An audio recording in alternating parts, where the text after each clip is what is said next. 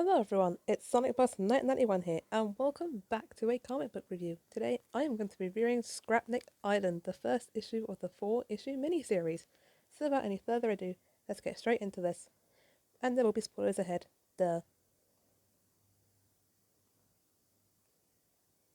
We start off in a stormy night, as usual, with Sonic and Tails on a tornado going towards what seems to be some sort of another adventure, but who knows what the original intention was.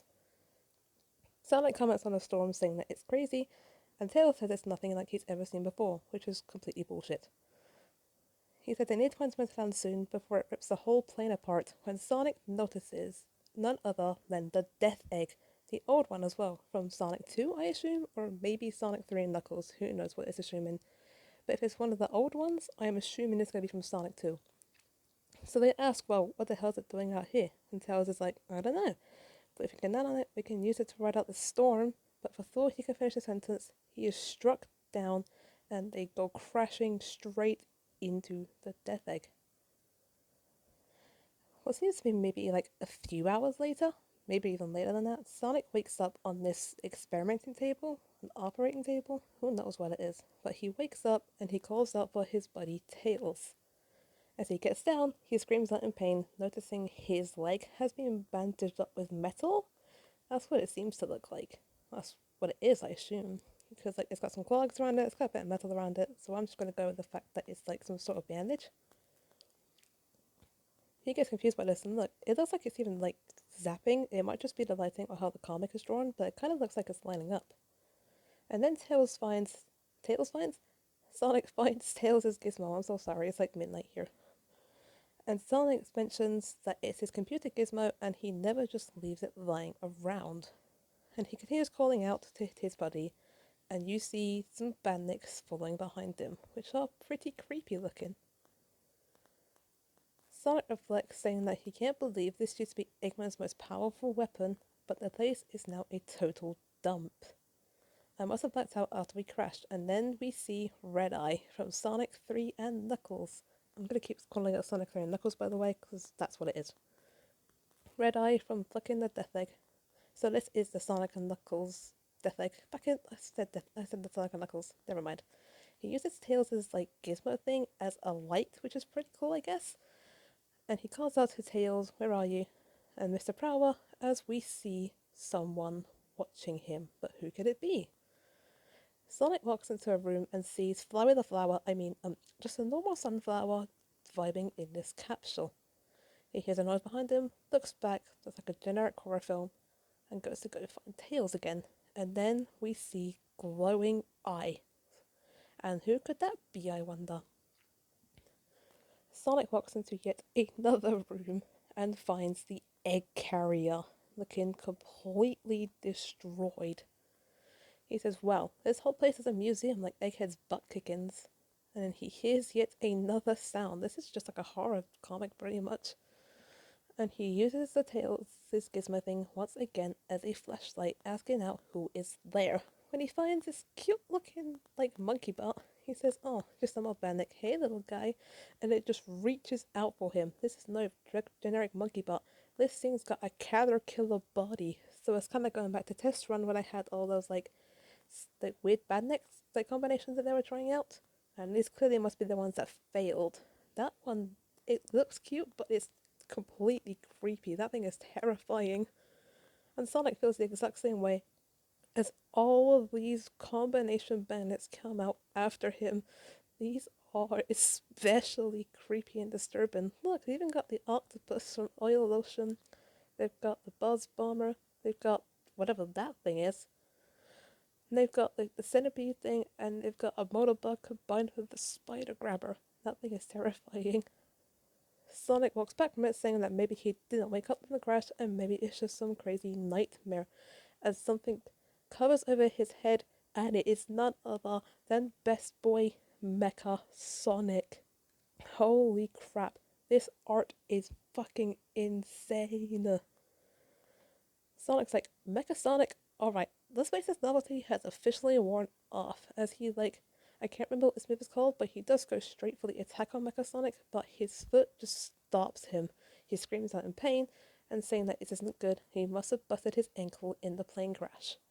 Now this is what confuses me, like, is this taking place before Surge's thing or after Surge's thing? That's what I'm wondering. So, because obviously in issue 52 he injured his leg, so who knows when this has taken place, but I'm sure we'll find out soon enough. Sonic glares right at Mecha Sonic, who's not even trying to attack him really, he's just dodging all his attacks, as we see more of these really weird combination bandits.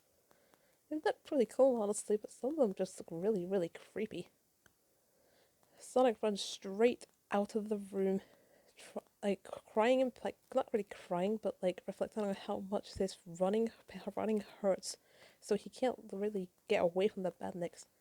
Mecha Sonic points the bandits all at Sonic, and it's seeming like they're going to attack him. As he says, "Turf and Tails, and just get the hell out of there." He runs into this like capsule room full of capsules, dead cat killers, which is kind of depressing. And Mecha Sonic goes looking for him, and he is hiding in one of the capsules. I'm sorry, I just find that really funny how he's hiding in the things he normally saves animals from. He says, "Phew, Sonic the Hedgehog, hiding from robots? I'm sure Glenn Nux isn't here to see that." As Mecha Sonic finds him in the capsule. Oh god, that is so creepy. This whole arc, I'm guessing, is just gonna be really creepy. Sonic holds on for dear life onto the capsule as Mecha Sonic manages to open it. Sonic breaks part of the capsule and uses it as like a skateboard or just like a board in general to get away from Mecha Sonic since he can't use his legs to run. Sonic, being the little cocky asshole he is, saying, "Hey, nah, nah, nah, sayonara, sucker," as he makes more faces. I love Sonic so much. As none other than Gamma pops out at him and knocks him off his board. Sonic looks up in genuine fear at this Gamma, and oh my god, guys, that thing is creepy. And suddenly we get Tails, best boy, saying, "Hi, Sonic," and Sonic is glad to see him, but is also really confused to see him with Gamma. Sonic says, "Oh, watch out, bud. We're surrounded by these weird-ass bandits." And Tails comments that they're friendly. They're friendly bandits. And Sonic's like, "Excuse me." And Tails explains that it's true. The Scrapniks helped me drag you inside after we crashed and built that foot brace for you. Scrapniks? Yeah, that's what they call themselves. So they literally have names, and this little bandit is waving. Oh my god, that's so cute. And then Gamma introduces themselves as E117 Sigma. So it's not Gamma, it's Sigma. You were placed under the observation due to the ankle injury you sustained. Having no knowledge of your situation resulted in an elevation of your stress levels as a surmise. Our intention was not to frighten you. Your forgiveness is requested. And Sonic's like, "Okay, no problem." So look, even Mecha Sonic's not trying to hurt them. Like, they're genuinely friendly. And Tails is smiling and cuddling a bandit with a scar. That's so cute. And then Sigma, I'm going to keep going Gamma probably, saying, "We shall go to the surface. I believe the storm should hopefully be over." As Tails lifts Sonic onto one of the bullet bugs who has hands. That's so cute. And then we see the horrifying spider bug again. I don't like that one. That was terrifying. As Sonic rides on a mother bud with Tails, Vulcan, and Mecha and Sigma, saying, "Your forgiveness is requested for the crashing of your airplane, as it was the storm was their error. You see, it was caused by the station's malfunctioning climate distributor. I have yet to be able to fully repair it, and every attempt to permanently decommission it has ended in failure." Sonic looks around like this death egg, because it used to be like this massive space station, and now it's just nothing. And he says, "Until your plane is mended, you shall make your own home your own. So welcome, gentlemen, to Scrapnik Island." Oh, this place looks really pretty, I'm not gonna lie. Oh, sorry. And they have this, like, what the hell is this thing? It's like a flying badnik with a caterpillar? God, that thing is terrifying. Tails gets really excited. His tail stops again. He's tearing up, and Sonic says, "Tails geek out in 3, 2, 1," and he just completely geeks out, saying, "A whole civilization made from recycled machines and spare parts? This is incredible!"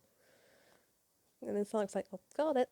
As Sigma takes him to look around, saying his enthusiasm is unexpected, as we see our little fox boy jumping for joy. He's so cute.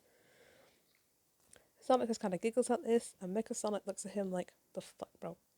And they both give each other the bitch stare.